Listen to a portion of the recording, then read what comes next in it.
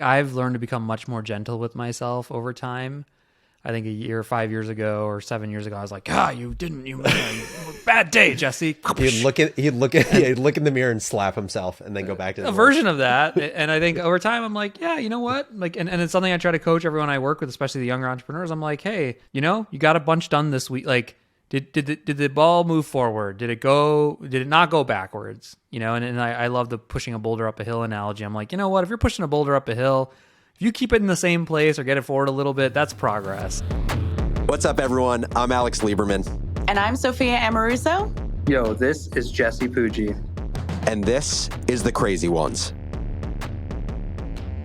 What is up, Misfits? Welcome back to The Crazy Ones. I'm your host, Alex Lieberman, joined by my amazing co-hosts, Sophia Amoruso and Jesse Pujji. And this is our final episode of 2022. So here's today's rundown. First, we're talking about solo-preneurship. That's right, running a business of one. We're going to talk about some actual examples of people who are printing millions of dollars a year, and they are the only full-time employee on the business.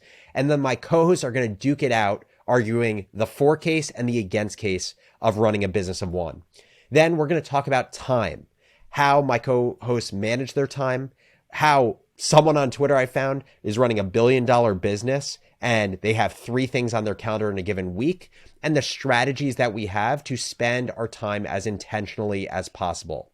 And finally, to round off the episode and to round off the year, we are going to have a quick brainstorm of how we think we can improve and innovate and grow this show in 2023. With that, we're also going to want to hear ideas from you. So whether it's now or after the episode, shoot us an email at thecrazyones@morningbrew.com and let us know how we can improve the show, ideas to make it better, or recommendations for how we can grow the thing. Now let's hop into it. So let's talk about solopreneurship. I think that this has become a bigger topic just in the world of more tools being accessible to people to start businesses, right? So like we've talked about the topics of AI writing code for you. We've talked about no code. We've talked about tools like Substack that allow you to spin up a newsletter and charge for it. And so I think access to being a solopreneur is more open than ever before. But what are your guys' thoughts on basically being a business of one? I would hate it. I love it. Why? Sophia and I are so different on this. I don't know. I'm an extrovert. To me, one of the biggest parts of business is leadership and spending time with people and inspiring people. And when I have my highest energy is like on a whiteboard with a group of people coming up with ideas. There's energy and excitement in the room. And like, I would probably rather make far less money and be doing that every day and just enjoying the energy associated with that than I would, sitting in this office. Like I tried to work from home for a minute during COVID and it just like didn't work for me. It was just it felt, too much of the same. And so I think it's cool. It's like, by the way, I love the stories. There was a famous one when I was a consultant. There was this plugin that everyone at McKinsey and everywhere used. I forgot the name of it, but it was like a plugin into Excel that made your PowerPoint slides or into PowerPoint. And it was like apparently one guy making 40 million EBITDA a year or something, and he built this plugin that everybody used. But it's cool. I'm like, that's cool, but you wouldn't want to do it yourself. No. And even if it was 10 people or 5 people, I'd be fine. Like with that scale and size, I like to build organizations though. I enjoy hiring people, thinking about how they interact, thinking about the values. Like that stuff is to me is as important as the business personally. And out of curiosity, just on the other side of the spectrum, like, is there a point at which this size of the business becomes so big that you don't enjoy it anymore? I've never, a few hundred people. Like I haven't run a business big enough. I think I've seen like people like Rick I've talked about at Red Ventures or Amazon. I see what they're doing and I'm like, that looks really cool. Like, yeah, they sort of have this platform and all these people and the culture. And so I'm not sure. Yeah, it's something I've tossed back and forth, but I think if you do it well, one thing I realized, I don't know if you guys had this when you had a few hundred people, at 100 people, you obviously don't have 100 people reporting to you. You have 5 to 7 people reporting to you. And someone pointed out to me at one point, they said, you know what's interesting, Jesse? Once you're at 100, you're never going to have more people reporting to you. It's not like the CEO of a 10,000 person company has more than 5 to 7 people reporting to him or her. And so I thought that was pretty cool. It's like, oh no, you always kind of have this team and you're always working with a team that you're leading and working on. Obviously, there's more leadership as it gets bigger. So I don't know. I think I would like to, run something big and large and unique and have a unique culture around it personally. That's Sophia, just as the resident introvert, I feel like you're going to have a different point of view on this. Yeah, I mean, I had a few hundred people, and I'm a 0 to 1 founder. It took me way too long to realize that, and I probably should have sold Nasty Gal before I raised venture capital, because it was an incredibly profitable, successful business. It's only been in the last year that I've realized that I'm good at starting things. I'm amazing at starting brands. I can rally people and get them to care about and identify with what it is that I've created. And scaling the brand I really love, which I can do pretty nimbly.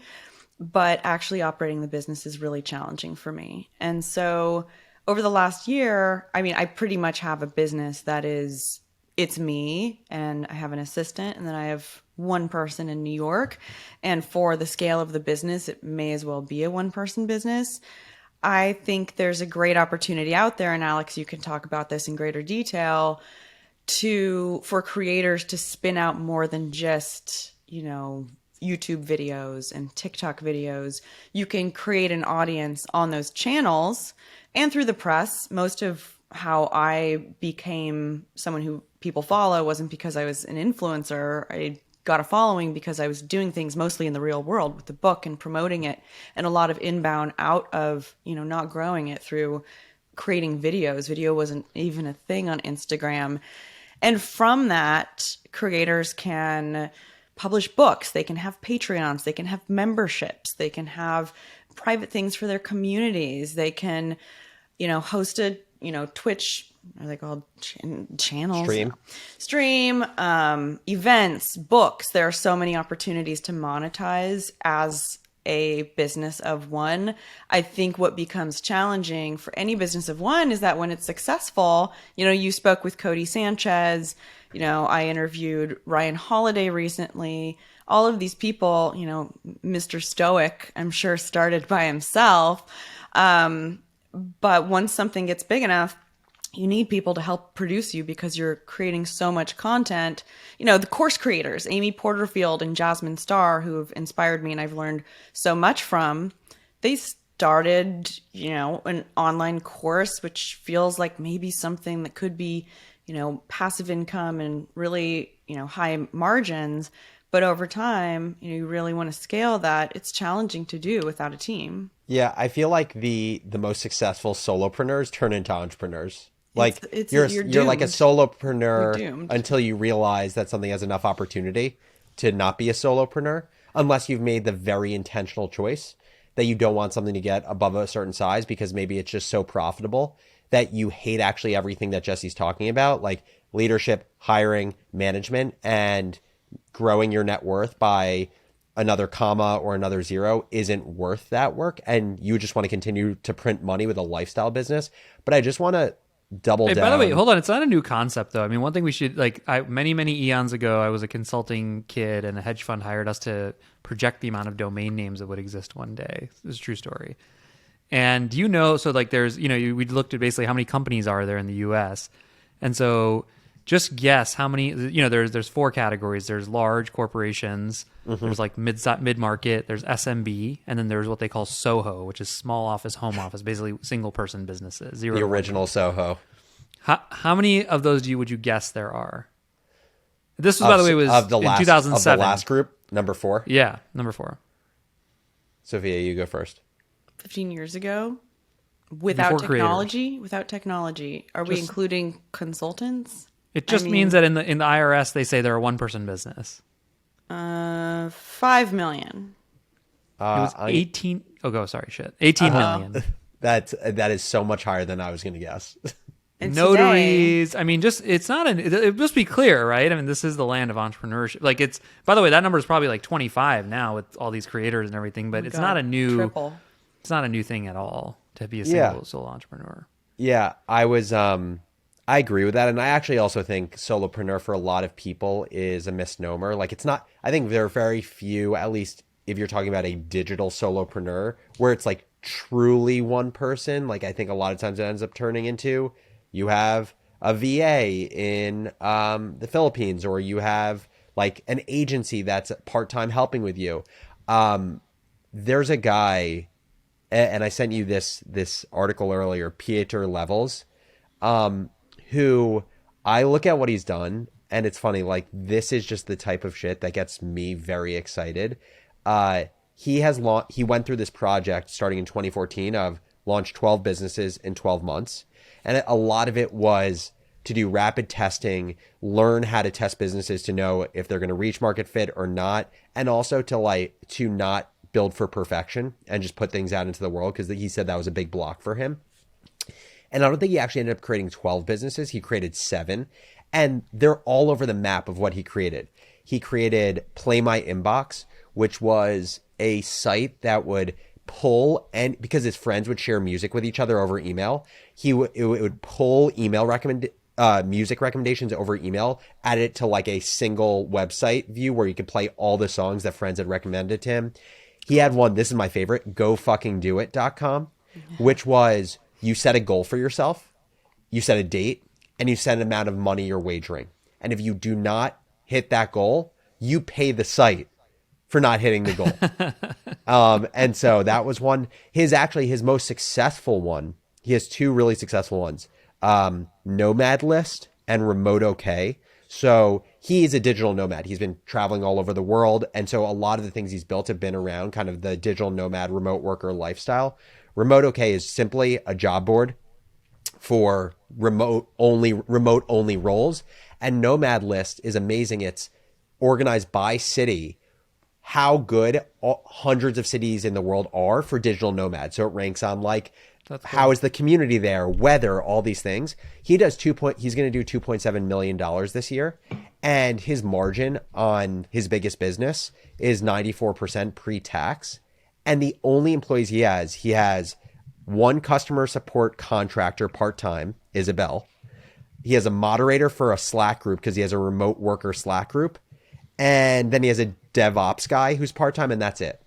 And so I think it's going to be interesting for him once like Nomad List or Remote OK gets big enough and he has the option to potentially scale those to 10 million. What does he choose to do? And that's why I think you only stay a solopreneur for so long.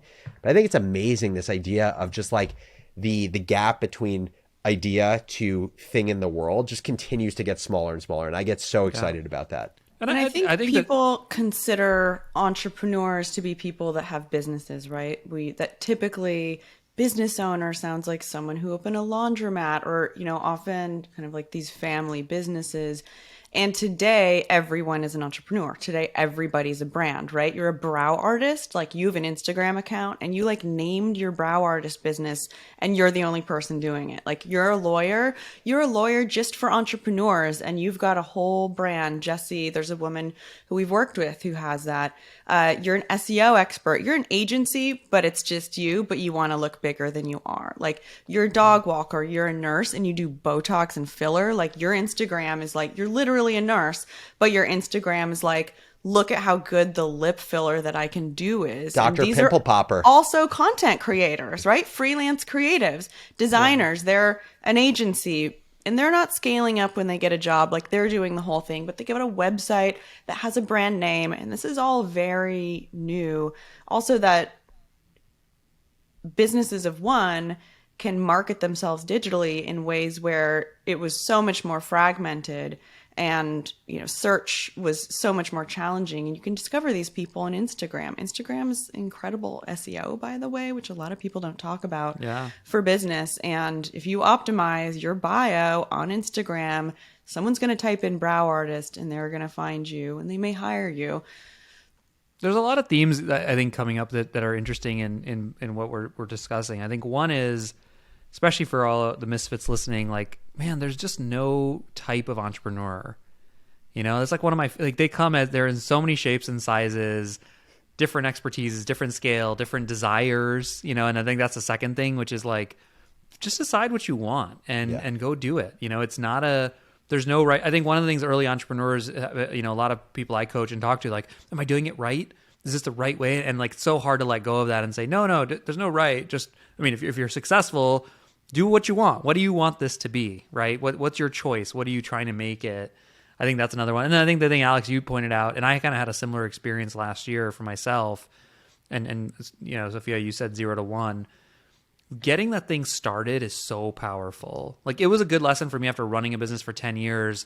Like, I don't know what these next 3 things will be worth. They potentially might be worth all of more than Ampush after 2 years, depending on how you look at them. And there is a lot of value in that, just getting that thing going, getting something going. And once I started, it used to be very precious. Like, I think about how preciously I held Ampush, and it was like my only company. It was the only, and now I started 3 things, and like people are like, well, it seems like you know how to do that. You're pretty good at it. Why don't? And it just really changed my perspective on things. But I think for anyone listening, again, random job board, there's so much power in starting something, operating it as a different sort of animal, which I think is part of the question here, which is, do you have to, can you sell it? Can you solo entrepreneur it? Do you find other people to run it? Like, there's all these other questions, but there is a distinction between getting that thing going versus operating it. Yeah. And I think the biggest thing is just realizing there is no right or wrong choice here. For the longest time, I was in this mental loop of there was one definition of success in entrepreneurship, even though it sounds so ridiculous and irrational to say. Like, my subconscious guided me to make decisions based on this idea that I would not be a successful entrepreneur unless I ran my business forever. I stayed in the CEO role forever. I took my business public, and anything short of that would not be a success. And I think, just to use the example of Pieter Levels again, like, there's a lot of hard stuff about him being a solopreneur. Like, he had posted, or he had tweeted that he's started a bunch of business now and his hit rate's 5%. So like, it takes a ton of at-bats and it's exhausting. This guy's coding all of his apps. But on the other side of it, it's like, I think this deserves airtime, because I think if people just have this perception that Elon, this incredible guy who owns Twitter and Tesla and SpaceX, is the North Star for everyone, it's not realistic. And unfortunately, I think it'll disappoint people when they realize that their body's at odds with kind of that dream in their head. Totally. By the way, the other, just as a random aside, this creator economy is going to become a huge business opportunity for people. Yeah. Like selling things to people who are creators. Oh, 100%. Honestly, we should do an entire episode just on that, like businesses to be built for people who are creators. I want to, last episode, Jesse, you had talked about that one of your goals for 2023 was to reduce your calendar by 20 to 25%. And you said you don't know how you're going to do it, but it's something that's important to you. I want to understand, how do you guys spend your time, and like, what do you prioritize? How often are you thinking about shifting it? Because I've become obsessed with it's been a recent trend on Twitter where like top CEOs will share screenshots of their calendars. And there's one guy who I want to get on to the show soon, who he's like running $1 billion business, and he had like 4 blocks on his calendar in a given week. And one of the hosts called bullshit on it. I'm not going to say who, but I'm interested in like how people think about their calendars, and obsessed with seeing these screenshots. So how do you guys think about your time? You go, Sophia. Oh man, my time. Right now it feels really chaotic. I think I talked about on the last episode the kind of scope creep that business class has had, moving from what felt kind of like a solopreneur business to something that I'm having to re-strategize right now. So right now it feels really out of control. And there have been days this year that haven't. And I think often it starts with grounding yourself in the morning.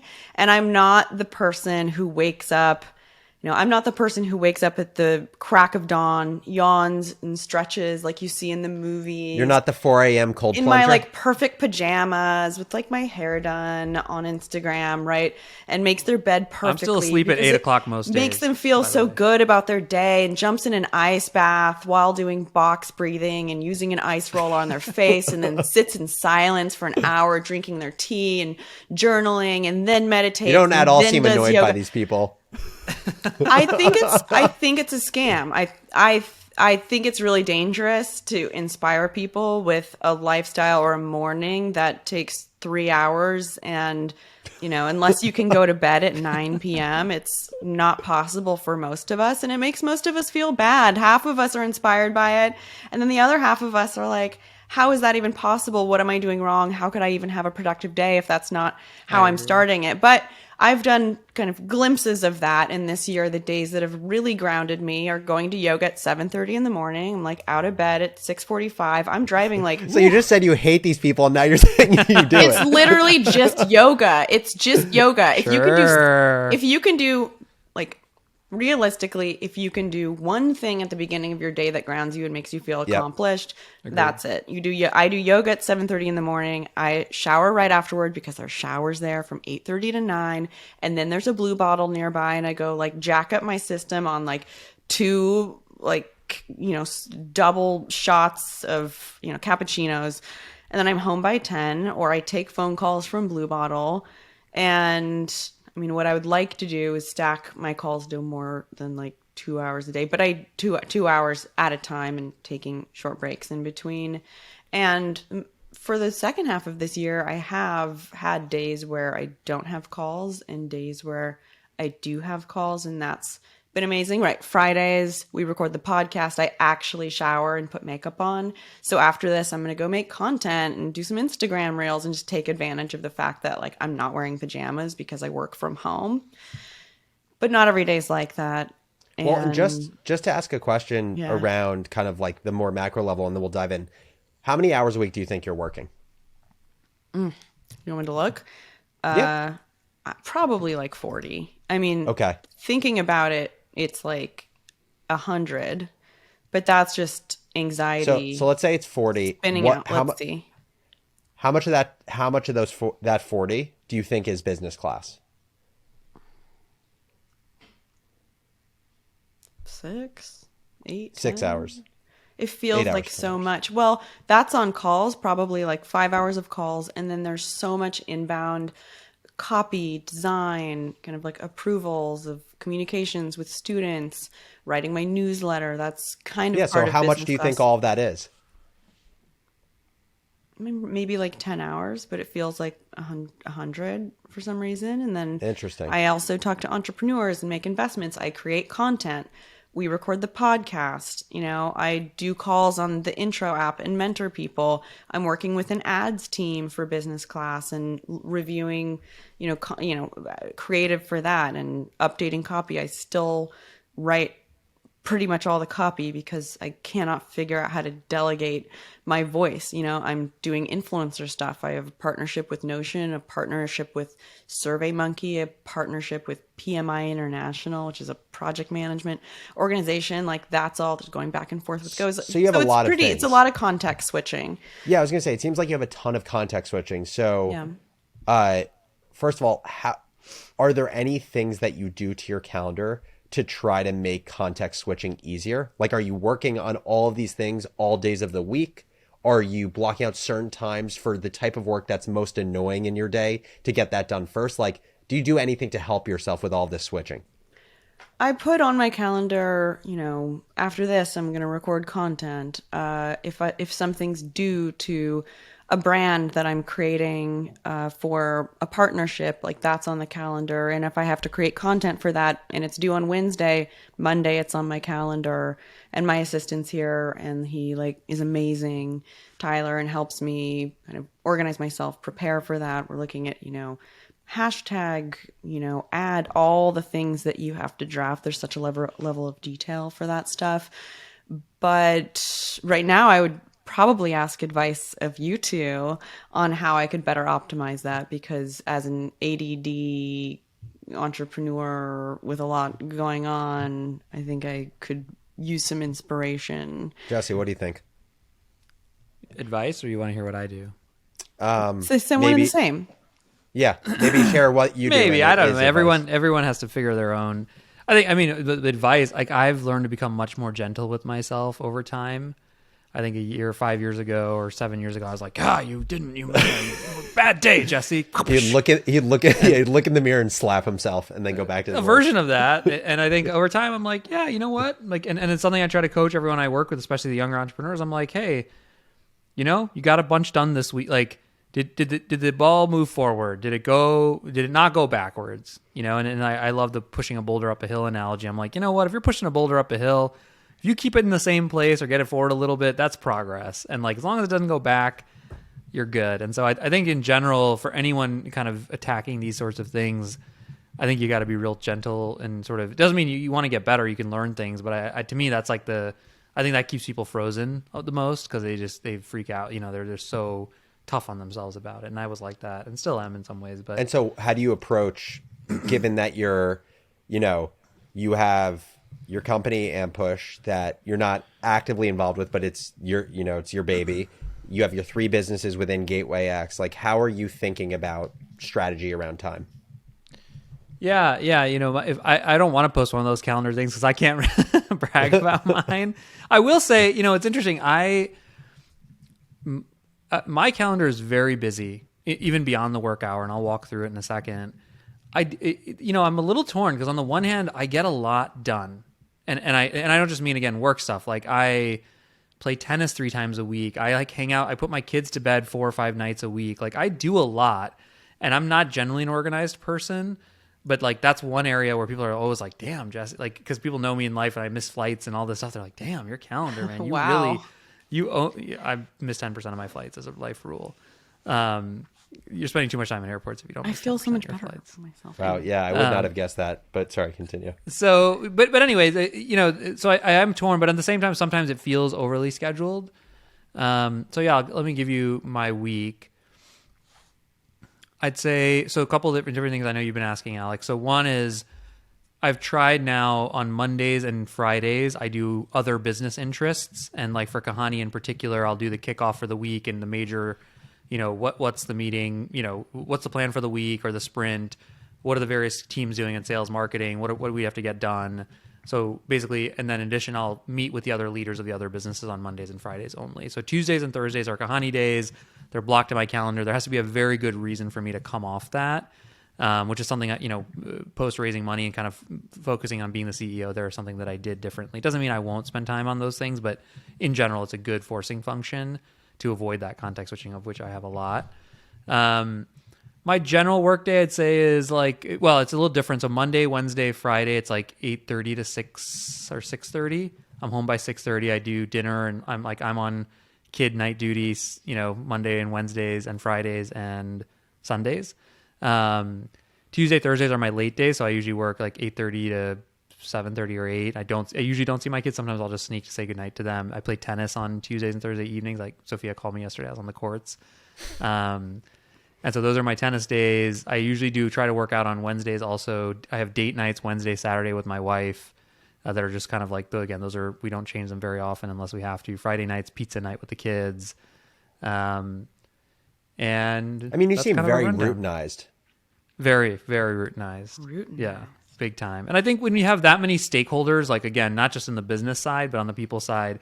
And then in terms of how I spend my business time, I think I've tweeted and stuff about this. One thing I learned from Rick at Red Ventures, he doesn't like standing meetings, and I try my best to actually, I'm not like that dude who put 2 hours and like, I have nothing, like, but in general, like, I try to avoid standing meetings. And the reason is because what's important this week or for the next week or two is going to be very different than what's important in the following 2 weeks. And I like to change and shift my hour, like where I spend my time, depending on where I need to be, what needs to be getting done in that time. And I think that, like, a mistake I see a lot of founders make is, and I made this early on, was my calendar inside of those blocks being too routinized. I have to take this at this time, then we have to meet on this. And that's when you start creating meetings that people show up just to present something that they don't actually have anything. Instead going, hey, let's grab time on this thing. Looks really important. We should talk about this right now. And this other thing, let's push that out. So I do try to be very dynamic. So every Sunday I spend an hour or two kind of planning my week, trying to figure out what I should spend time on, where I should go deep, where I should spend time. I'd say the biggest thing I'm trying to work on for next year, I don't do a lot of work. Like, I'm pretty scheduled from 9 to 6 or 9, like, meaning I'm taking meetings with people almost constantly, internally and externally. It doesn't leave room to do any work, like, and actually things like I can write or things that, and so I'm trying to get better at actually with my assistant blocking off time. I was just about to ask about that. Like, do you have time for any time for deep work? Like, just even thinking high level about your 3 businesses. Weekends I'll do it. Like, Sundays I usually work for about 5 or 6 hours. I'll get some stuff done then. I'll come back online at night, like after everyone's asleep in my house, usually for an hour or two. That's usually for email, but sometimes it'll be I want to sit down and write something out. You guys know I'm a pretty off the cuff thinker, so a lot of my thinking happens and it'll just come through me. Like it'll be something that's like sitting in the back of my brain. Yeah. And then I'm like, oh my God, I got to write this down. There's something really important happening here. And You're I'll just think like through Jimmy it. Neutron in your But life. I want to get better at like blocking off 10 hours a week of work, of things I want to actually do or try to get done. So that's one of the big improvements. One last question for you is, not that they've said this, but what would you say if a Kahani investor was like, dude, you're the CEO of this business and you have just 2 days a week focused on Kahani? Three Oh, and you a have half, three? really. I thought it was Tuesday, Yeah, Thursday. Tuesday, Wednesday, Thursday. Okay, got it. Yeah. So you have and 3 then, days. Like a half day on Monday. Yeah. Oh, so it's, I guess, the majority of your week. Yeah, it's definitely the majority. I mean, look, you got to get clear with people up front on what's going on and what's like in my documents are all these other businesses. They're aware of my roles there. They're not naive that like this is who, and it's part of what it's, you take the good with the whatever, with the opposite. Like they know the benefits of being involved and they know the costs. And so, yeah, I think they need to pay attention to the ARR and how I'm growing the business. And if I'm doing a shitty job, they should fire me. And if I'm doing a great job, they should, be really happy. Yeah, that makes total sense. I don't have any doubts that Jesse has time to think or doesn't need time to think. Just knowing how little Jesse has to prep for this podcast and the kind of wisdom that just flows out of his mouth. I have a feeling it happens, like as ad hoc. He's just as a walking epiphany. Well, in the sessions though of time, and it's like so. you can make time to think in those meetings. Hey guys, what's a big challenge we're having? What's it like? To me, getting really present during a meeting itself is like a really important piece of this, which is we actually we've started doing it as a rule now. We breathe for 30 seconds before the meeting. We do a box breath to make fun of the earlier thing. We start meetings with box breathing, and then we go, okay, what do we want to do here? What are we trying to get accomplished? We don't do it perfectly, but it's really valuable to do that in the session itself. I love that. I actually know a friend of mine, part of her consulting business is helping like Fortune 500 companies, like coaching them up in more present meetings by doing the exercises you just talked about before every single meeting. And I remember I asked her, I was like, how do people, if you're going into like Apollo or KKR and you're about to tell this MD, hey, I want you to breathe in for 3 seconds, hold it for 3 seconds, out for 3 seconds, hold it for 3 seconds. Like, I would love to be a fly in the wall seeing that MD at KKR respond to you wanting them to do that breath. But like, it is so important. But they're still human, and every human knows that when they're present and they're there, they can be much more capable, powerful, thoughtful. Totally. And when they're not, they can't be. And I think by the way, the best thing about box breathing is it's the easiest thing to convince someone of doing, because within 30 seconds they do it and they go, wow, this is better. It's like the easiest thing to convince someone of, because it's such an immediate gratification when you breathe. Totally. I just want to share a few parts of kind of how I spend my time, because it's changed so much over the last few years. And I'm very ADD. Like, my brain is all over the place. And so I'm constantly thinking about how do I wrangle like the madman, but also respect kind of the value of my brain. And so just a few things that I do.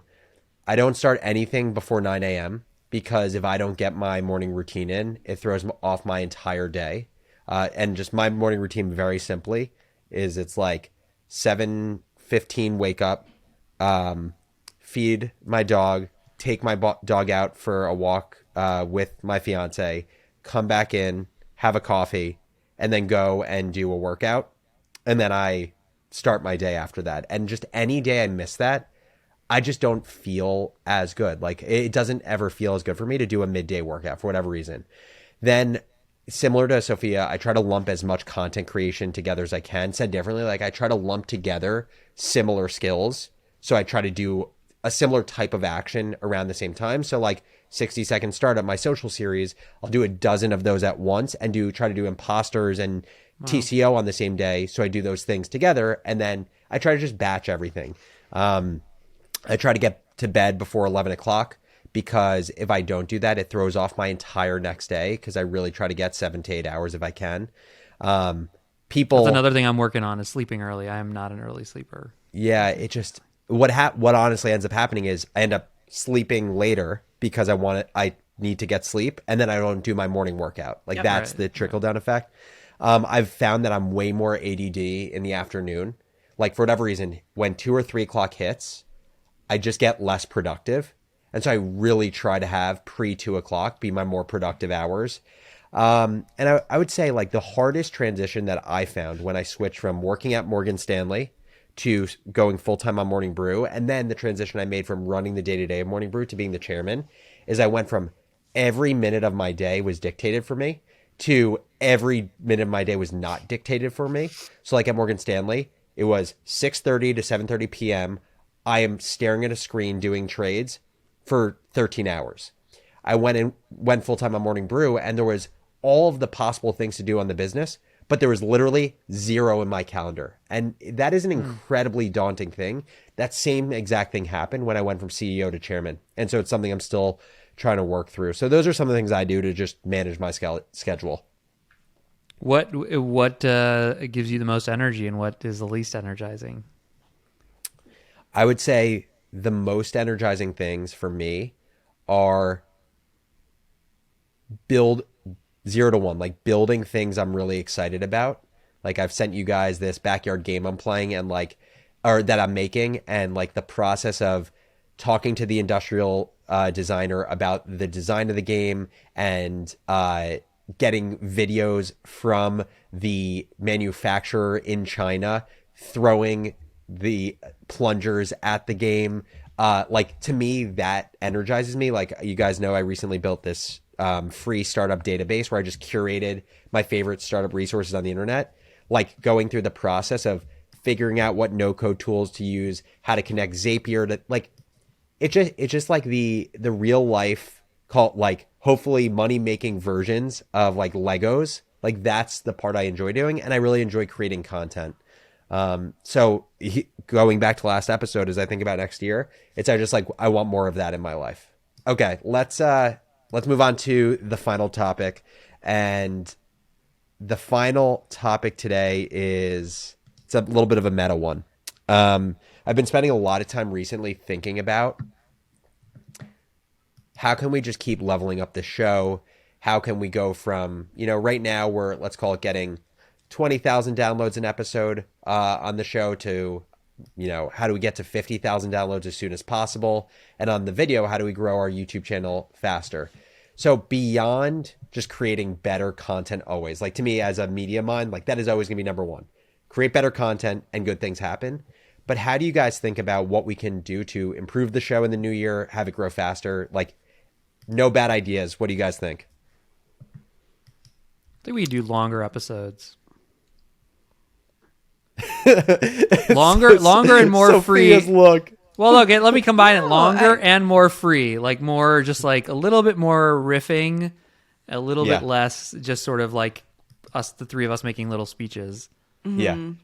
I will say, Jesse, you are very consistent in your feedback. You have been very consistent since day one about kind of what you envision for this, which isn't a bad thing, but it's just an observation.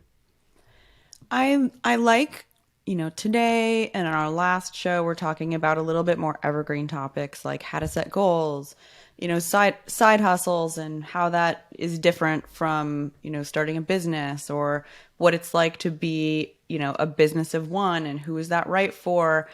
I think sometimes we get into really complex stuff that for the average listener may be harder to grasp, where we may be throwing in acronyms or talking about arbitrage businesses, which EBITDA, which is okay. We should talk about business finance, but I think throwing out terms without first demystifying them for the person in the room who may not know, keeping a headset on for that person and listening for them is really important, and just making sure that we're answering their questions before they have to ask them. And I think having guests once in a while, which we have, is also just a fun way to grow it. Totally. Because we'll use that platform, but also a way to get a different perspective on some of the things that we've even already talked about, because everybody's going to have a different point of view. If you guys could have one guest, who would it be? Who comes to mind? Jeff Bezos? I don't know. Are we gunning for big here? Yeah. Anyone. So, okay, Bezos. Sophia, who would you pick? I think like Mark Andreessen or like a top VC talking about what great entrepreneurs look like. Someone who's kind of seen it all and seen who wins and who loses and how they think about entrepreneurs from the 10,000 foot perspective of someone who literally sees everything out there and how they pick what they think are going to be winners.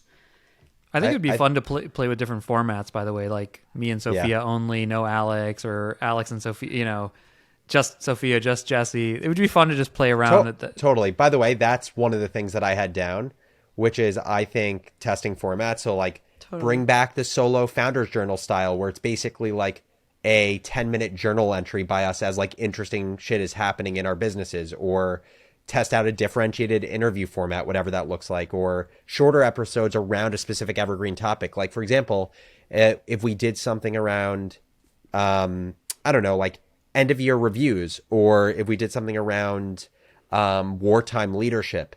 Like, I've been thinking to myself, if we do a 50-minute episode and that 15-minute piece is in the middle, it may not be the most efficient thing for the person who's looking for like wartime leadership lessons. They would just want to find that single episode. So yeah, I think playing around with formats for sure makes sense. Or I don't know, I would love to like even have like an actual recording of you guys running a meeting with your teams. So people could actually be like, make an episode, be a fly on the wall, listening to how Jesse runs a meeting with his teams. Yeah, I think each of us, we could divide and conquer in some ways, where Alex, if you want to talk about something more news oriented or topical or maybe complex that I, may have a harder time contributing to because I have a different zone of genius, like I'm happy to have a conversation on my own about that or interview somebody. I interviewed people for 5 years on Girl Boss Radio. So tag teaming, also it's like I can do that on a Friday and you can do it 3 weeks later, or you can do a mini episode or lesson. And by the way, that's how we create more surface area, right? Like we have one episode a week on the feed right now. Like, what could it look like to get to 3, but not with like 3 times the amount of effort? And I think that's possible for sure. I'm game. I love it. Yeah, you guys took all the good ideas. I think that's awesome. Well, the reason this was a meta discussion is because I want to hear from the audience now. I want to hear from the misfits. So for those listening or watching this episode of The Crazy Ones, we want to hear from you. What formats do you want us to try in 2023? How do you think the show could be better? Or what ideas are there for growing the show that maybe we haven't thought of? Shoot us an email at thecrazyones@morningbrew.com. And if you would be so incredibly kind to give us the gift of subscribership. I wish I had a better word for that. Share it if it's valuable for you. Yeah. No. If you guys would be so kind to give us the gift of sharing, subscribing, rating, and reviewing, that is how more people can listen to the show. That is how more people can be more equipped to build businesses. And so we'd be incredibly grateful for it. Thanks everyone for listening, and we'll see you in the new year. Thanks everybody. Thank you guys so much for watching this episode of The Crazy Ones. If you're an entrepreneur or a builder and want more great startup content, make sure to subscribe on our YouTube channel or wherever you get your podcasts.